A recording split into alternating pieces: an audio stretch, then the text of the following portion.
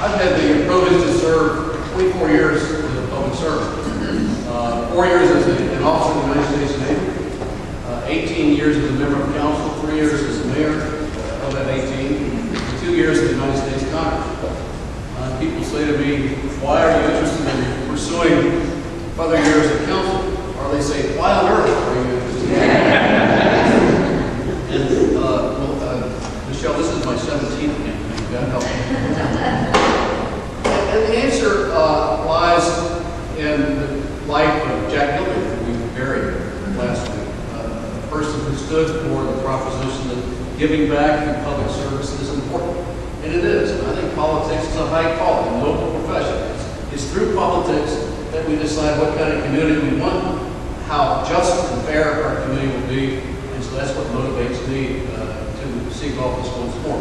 Also the fact that all my children and grandchildren, products and CPS live in the city. In some ways there's nothing better I can do for them than to help make the city as good as possible.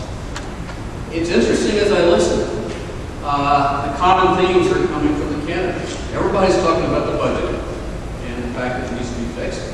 Everybody's talking about the need to address the problems of our youth, and everybody's talking about a better balance between downtown and neighborhoods. And I dare say that we had the incumbent members of council here. Those are the three themes that they would emphasize. So the question is, why are we collectively doing better? This is a very important election. For the first time, we're selecting a council that will serve 4 years, not 2 years. And we can talk about the streetcar, we can talk about the parking meters and all the rest. We don't even know what the issues are that we have to face next year, 2 years from now, 3 years from now, or what have you.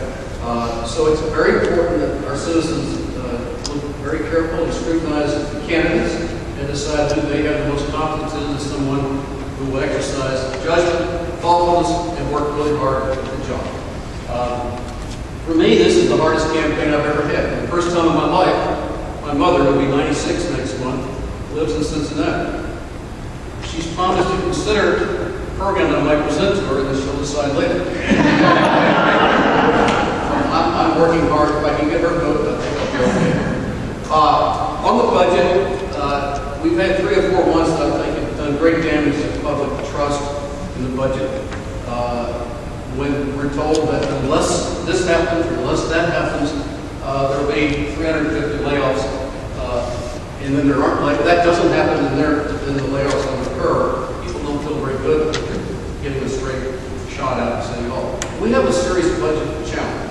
There's no question that in order to continue the same balance of services, human services are very important. There's our parks, our community centers, all the rest are very critical. But if we're going to maintain that balance, the public has to have confidence in what we have to say about the budget. And if they don't, we're going to have a real problem persuading the public about our solutions. For me, though, the thing that I cannot stop thinking about is gun men and killing other young men on our streets.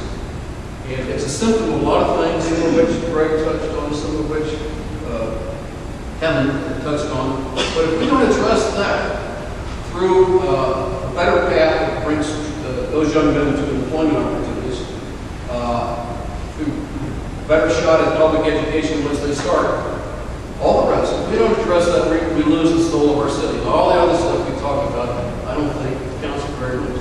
So that's the most important issue for me. And it relates to the question that we were all asking a couple of weeks ago. Where are we 50 years later after Dr. King's